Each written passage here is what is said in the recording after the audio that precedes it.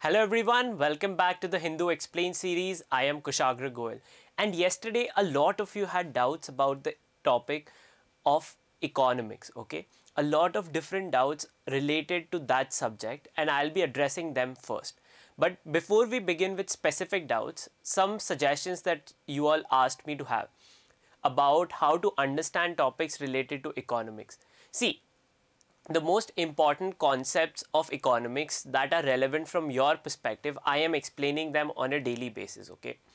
Anything else that is not generally relevant, but I give you a fair idea of what it is. See, if you come from a background where you don't understand these concepts, it is completely all right, okay? What you can do ideally is Google the terms in general, try to find the meaning of them, and then if you can't understand that too, then you should just do one thing, put them in the comment section and I will be very happy to address them. But along with that, what you should be doing ideally to keep on understanding these concepts on a long term basis is that whenever I am explaining those doubts that you have, make a note of them. Try to form an entire flow chart about different things. So for example, we have covered GDP, gross value added, and inflation or growth of the economy. Those kinds of topics I have explained over and over a number of times, right? So if you have general notes, then you can script a picture about it. So for example, when I had explained you the effect of inflation on money or the value of money, when I had explained you the concept of inflation, what it means in the month of December. So make a note about those things. When those basics are clear, then these things will become far more easier to understand, because see, the basics are where everything else relies upon, okay? So don't worry, don't be scared if you have not understood certain things. It is completely all right to not know, but I am here to help you all, to all those who can't. But even if you are unable to understand beyond that, make notes about these things so that you keep on remembering them, okay? So on that note, let's begin. So first out, a lot of you also asked was this sentence: core inflation could firm up because of rising input prices.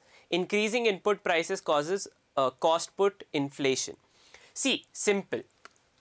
Input prices are those, for example, to make the coat here, you would need cotton, you would need tailoring services, and then you have to produce. Now, if the price of cotton rises, the cost of producing the coat will also rise, right? So the sentence is core inflation could firm up. That is, it can rise because of rising input prices. So core inflation is the core inflation of the economy in general.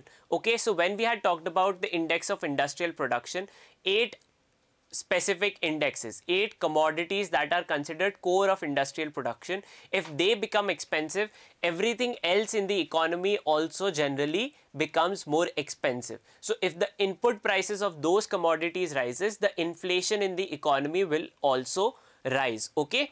So that is what that statement means. Then another doubt a lot of students also had about dash for cash from that same editorial. Dash for cash is, so after the COVID lockdown, businesses had to be stopped, right? And then restarted. Now to restart a business that has been stopped for past 2 months, no income coming, no new orders coming in, there is no incentive. So to incentivize growth again, restarting the economy, the banks, the RBI had initiated a policy of easier cash, okay? And that is what it means, dash for cash, because you need cash for day-to-day transactions of your businesses, okay? Another thing regarding this was to manage the tension between restraining inflation and supporting recovery. So what was this recovery? Recovery of the economy, right? That because the businesses had been stopped, we had to restart the economy. So that is recovery of the economy. But when you are putting in too much cash, when there people have more money, so see, simple. Consider a market that a seller, okay, who is selling a general store in your locality. Now what he sees is, so for example, he bought a lot of produce, his shop has been stable, okay, but the surrounding people, his customers, he comes to know that their incomes have risen, they have got a pay rise after the year, okay. So now what he'll do, because you all can pay more, he will also increase the prices of his produce so that he also gets a share of rise in income. Okay. So this is what it means. When, for example, the policy of the RBI was to give easier cash. When there was easier cash available in the economy, there is also a propensity of higher inflation in the economy. So the statement means to manage tension between restraining inflation. See, if inflation is too high, it affects the poor and the middle classes far more. So that is why the responsibility of the RBI is to keep inflation ideally in the bandwidth of 2 to 6. Okay, and ideal inflation growth rate is 4%, right? Now, and supporting recovery, so restraining inflation, trying to maintain it at that level, and also having the growth in the economy. So you give that much money that inflation doesn't rise to the level of where it is detrimental to the masses. Now that is a very fine point which RBI has to balance. Okay, then another thing related to this is, every financial crisis can be traced back to mispricing, and mispricing of risk of what results when there is too much liquidity or sloshing around. Every financial crisis can be traced back to mispricing. Okay, so what is mispricing? Generally, see, if you price your product too low or too high, then let's say that you took a lot of loan from the bank to start a business. You started your business on the wrong price level, so you did not recoup that much money, and then that led to your debtness. So that is one case. Now another could be that the prices of commodity that are essential for everyone, let's say petrol today is expensive up to the limit of 100, almost 90 to 100 rupees, right, per liter. Now because of that, it could be hurting the demand or the general expenditure of each household. Okay, now because of that, it can affect the money that they have to buy other essential goods, let's say medicines for themselves or any nutritional goods, nutritional supplements, right? So mispricing of anything can affect the general economy at large too. Okay, then another doubt a lot of you also had was about yesterday a judgment related to central goods and services tax. Okay, within which there were two sections, which was about power to arrest and power to confiscate property, right? Section 69 and 132 on page 3 of January 11 edition. Now, see, that judgment was basically that the parliament does have a right to create or give the power to the tax authorities to arrest you. Now, if so, there are two related things. If they presume that yes, you have a propensity to not pay taxes, or there is a chance that you might be frauding the GST authorities by not paying taxes, they have the power to arrest you. The judgment was that you can. Okay, the reason why we did not discuss this or any other judgments that are there on 2 or 3 is because, see, those are very niche areas and may not be really directly involved, because see, you are law students and not lawyers right now, or you are essentially legal aspirants and not even law students at law schools. If everything that you are studying right now can become part of your examination, then what will you study when you actually reach the NLU? Okay, so that is why specific things that are happening, not everything becomes important. Okay, every time a quote is mentioned, that is not relevant for you all. Okay, so make a note of that, don't get distracted. Okay, there is too much information, there is too much noise. The point of this series is to guide you to avoid all that noise. Okay, so don't be afraid, right? Now apart from that, one another doubt a lot of students had was about the conflict between Saudi Arabia and Qatar and all of that. Okay, the Gulf Cooperation Council. Okay, so we'll be talking a little bit, as promised, throughout this week, this entire Middle Eastern area, and I at the last will be discussing that today. Okay, so stay tuned for that. Now let's begin with today's video, right? So on the front page about the farmer protest, Supreme Court might give an order about the farmer protest today or about the farm laws in general. So we'll have to wait for that and discuss it tomorrow. Okay, then the price at which government will be buying the vaccine from Serum Institute has been fixed at 200 rupees. Okay, 210 rupees per dosage. Okay, apart from that, there is not much relevant. There is a scare of more expansion of bird flu to different states. That is the one news that has been going around. But the government has stated that, see, there is no need for you to fear. That is, no need to shut poultry markets, or that there is less risk of bird flu getting affected to humans. And secondly, if you have been cooking, if you have been boiling eggs to the level of solidity, that is high amount of boiling, or cooking meat to full cooked meat of birds, then also you have probably or certainly killed the virus within the meat, okay, or the flu. So make a note of that, or don't worry about plummeting or spread of bird flu to humans, okay. The government has stated that there is very less chance of that, but they have been vigilant, trying to save more and more birds, because see, even if it cannot affect humans, it can affect birds, and that can be detrimental in general, okay. Then moving on, national news, not so much relevant. There was a wildfire that was happening in Duskau Valley in Manipur Nagaland border area, which has been doused after almost 2 months, okay. Then moving on the editorial front, okay. So see, the main editorial is from M.K. Narayanan, former security advisor to the government. This is about talking foreign policy, updates about India's foreign policy and how China is expanding its influence, okay. A lot of you also had doubt about what is expansionary diplomacy. Expansionary is, see, today if you see the world map, the borders of each country are fixed, right? And if you go and attack any country to try to capture their territory, that is one form of expansionism, okay, that you are territorially expanding.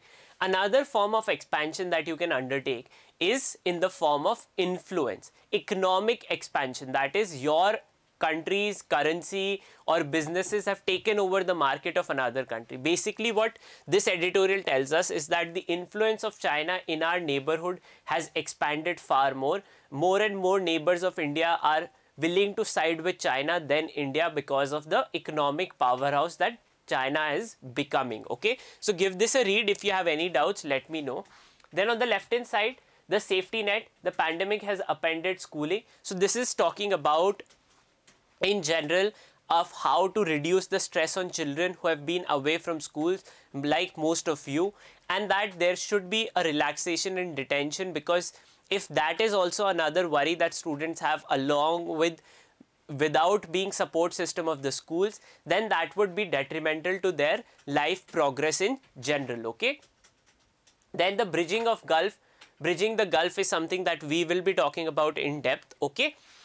And then this is about Manrega and different complex problems that Manrega, because it is now more and more automated in the sense that payments for Manrega comes directly from the central government. So it is discussing the problems there, not relevant from our point of view, okay.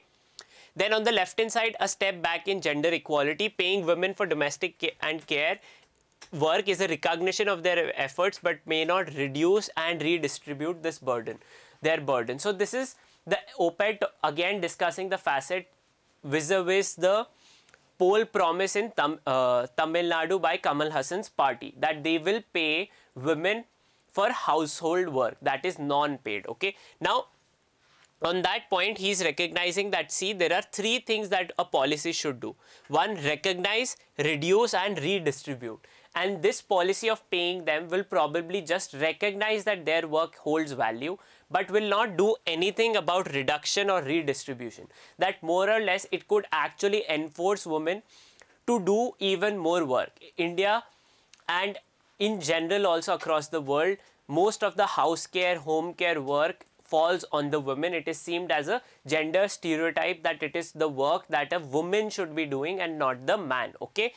So give this is a policy reading about this more aspect of that issue, okay. The main crux is that the policy will not be able to redistribute and reduce the workload of the women, okay. Then the second one here is talking about an economic election concept, that is Arrow's paradox, okay. I will be talking about this in depth. And then decoding Cuba's currency reform is also something we will be discussing. Cuba has announced that it will now only have one currency, okay? So we'll be talking about that too, right? Then the data point today tells us that how there will be more and more bad loans from the MSME sector, that is the medium and micro corporate finance companies, will be the one who will be more affected by the pandemic growth, and big corporations are not going to be affected by it that much in light of non-performing assets and loan moratorium taken by these companies. Because if there is not enough economic growth, then probably their money or credit extended to them will convert into bad loans or debt, okay? Moving on to the other national news, Kerala is also set to open theatres again. There is one sad news and a worrisome one. Shripad Yeso Nayak, who is the Ayush Minister of State of this Government of India, suffered an accident yesterday, and in that accident, sadly, his wife passed away and he is critically ill, okay? On the positive news, the flight between Bangalore and San Francisco has been successful. The all-women crew has been able to come back home safely. And keep a note of this, we had talked about it. It can be something that can be asked. Longest commercial flight from where to where? Bangalore to San Francisco, headed by Captain Zoya Agarwal, okay? Then moving on, more about the farmer protest. Nothing really specific for our perspective, okay? 96 infected with mutant from UK strain is what the health ministry is stating. And yesterday India reports fewer than 170 daily COVID deaths after 229 days. That is, for the first time, we are reporting less and less cases. That has become a trend since September, and now that has become even lower, okay? Moving on, there is one article that you all should give a read generally, is on page number 11, which is about different texting apps, because see, most of you must be using any of them or WhatsApp in general, and now WhatsApp had announced a new privacy policy. So in light of that, these new other apps have become in news, because now WhatsApp will be sharing data with business accounts, okay? What are business accounts? So for example, if you ever book a ticket or you book a flight, okay, or you book any other specific booking, let's say Zomato or Swiggy, then you get messaged instantly by those companies, right? Now those are accounts. If you open that chat, you would see those are known as business accounts, right? Now the chat conversation in those whatever you chat with those business accounts can now be traced by Facebook and can be used for providing you advertisements, or can even leak, right?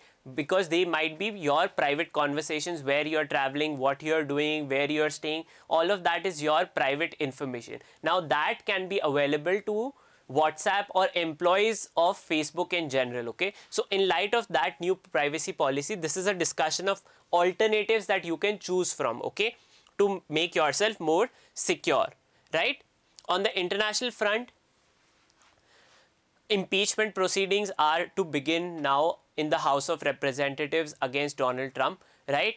Now this is another thing that you all need to update yourself, is that, see, the House can also impeach a president even after he has demitted office. That is, your proceeding of impeachment can begin while you are in office, but it can be certified even after you have demitted that office or left it, because you are being impeached for the crime or the actions that you did while you were in charge, okay? So therefore this is a thing that can take place, because the Democratic Party has stated that they will only start this or end these proceedings after 100 days of the new administration, okay? Because they have other urgent matters to discuss, but they have initiated the proceedings now, okay? Then finally, China has agreed that it will let WHO authorities to visit and investigate the origin of the coronavirus. So let's see when that actually begins. they have stated that Thursday is the day when they are slated to arrive and have discussion. Okay, and then news from Catholic Church, that is Pope Francis has permitted women to now do more things during Mass, and also continuing to affirm that they cannot be priests. So this is while some progress but not completely. Okay, so give this a read. Apart from that, on the economic front also there is not much news. Yesterday India was able to draw the test versus Australia at the Sydney cricket ground and the plaudits went to Hanuma Vihari and R Ashwin for their stern stand against Australian bowling attack for almost 2.5 sessions. They were injured and could not even walk or make any runs, but yet they sustained that entire attack and got India a draw. Okay, so on that note, we'll do the in-depth analysis. So the first news is about Cuba, right? So Cuba currently till now had two currencies. First Cuban peso, and second was convertible peso of Cuba. Okay, two currencies. What has Cuba now done? It will phase out the convertible peso and only the Cuban peso will continue as the sole currency of Cuba. That are facts. Now, why did they have, or since when did they have two currencies? That was after the disintegration of the Soviet Union in 1990s. Okay, because Cuban economy was solely dependent or primarily dependent on trade with the Soviet Union. After the disintegration of that, the economy was in tatters. Now, to ride or tide against that, Cuba introduced a new currency. Okay, but as with modern economy, having two currencies in the same country can create problems, create confusion. So for example, if you had one kind of rupee in one hand and the other kind of rupee in another, how would you know ki whose value is higher, what is the benefit that you're getting by getting money in one rupee or in the other type of rupee, right? So to avoid that confusion, now they finally moved towards a singular Cuban peso. Okay, that will be the formal currency of Cuba. In depth, this is all the history of it and what will be the relevance or benefit. But from our perspective, I believe that this is what is matters most. Okay, and make a note of who is the prime minister there. Okay, President Miguel Diaz Canel is the president of Cuba. Make a note of that, under whose watch this policy has been implemented. Okay, then moving on, the second thing, which is Arrow's paradox. What is Arrow's paradox? It was given by Kenneth Arrow. Okay, it is about election science. Okay, so what is majority minority? Majority is 50. Let's say in a room there are 100 people, 51 would be the majority figure. Okay, and 49 would be minority. In elections, Arrow's paradox is that when the minority, that is people who are less in number, are able to influence the policy over the majority. Okay, that when minority opinion dominating majority is what Arrow's paradox is. Paradox is something that is otherwise, when you would generally expect this to happen but something else is the result, that is considered a paradox. Okay, so this op-ed is about the Arrow's paradox. That is, these tech companies who are small in number now are able to influence elections and can carry on that entire narrative. That small companies, people who are less in number, people who design these apps, can influence the entire population. By survey, this op-ed tells us that human attention spans have become even shorter than that of goldfish. Okay, that originally Indians usually had attention span of at least 12 seconds because of us being influenced by technology so much that our attention spans have become lesser than that of goldfish. Okay, goldfish brain is far smaller than a human brain. Okay, and that is the effect of technology on us. Okay, and then another thing that this tells us is that, see, because of our lower attention spans, we are now moving away from our principles in general in society, which is that first you see, then you hear it, and then understand and analyze it and then form an opinion. Because of technology and our influence of short attention spans, we are jumping to conclusions. The moment we hear it, we either accept it or don't accept it, right? So if you ever see an app, when you're using it, if you like it, you stay there and you press like, or you move away, right? So there are only two kinds of opinions that you see now, which is either you want it or you don't want it. But there is now less and less scope of analysis, analyzing whether why you don't really want it, what you like about it. All those things are now reducing in human psychology, and that is why we are moving towards Arrow's paradox, which is minority is dominating the opinions of the majority, right? The example is an election that took place in California, which was to consider employees of Uber and other taxi aggregator apps as contractors, the drivers that are there as contractors and not actually employees. Because had they been put as employees, they would have had to extend them extra benefits. Now Uber and these companies have been able, despite being in minority and not actually benefiting the workers, they have been able to dominate the majority population of California and get their proposal passed, okay, that these workers will continue to be contractors. So the tech apps have benefited, increased their profitability and reduced worker rights. So generally people would want, who are workers or who are supported by someone who is working in their family, right, to have more rights. But because of tech and the money power that these tech companies have, they have now been able to dominate the majority, okay. That is what Arrow's paradox is. I suggest all of you to give it a read, because it talks about certain essential things of human psychology that are being affected by technology.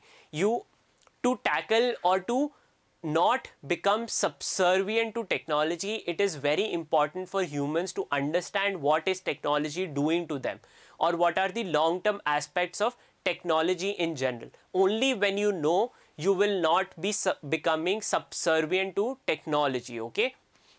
Moving on to the last thing is the Gulf Reconciliation Summit in Al Ula in Saudi Arabia that took place, okay. What was this? It was reconciliation between Saudi Arabia, Egypt and United Arab Emirates and Qatar, okay.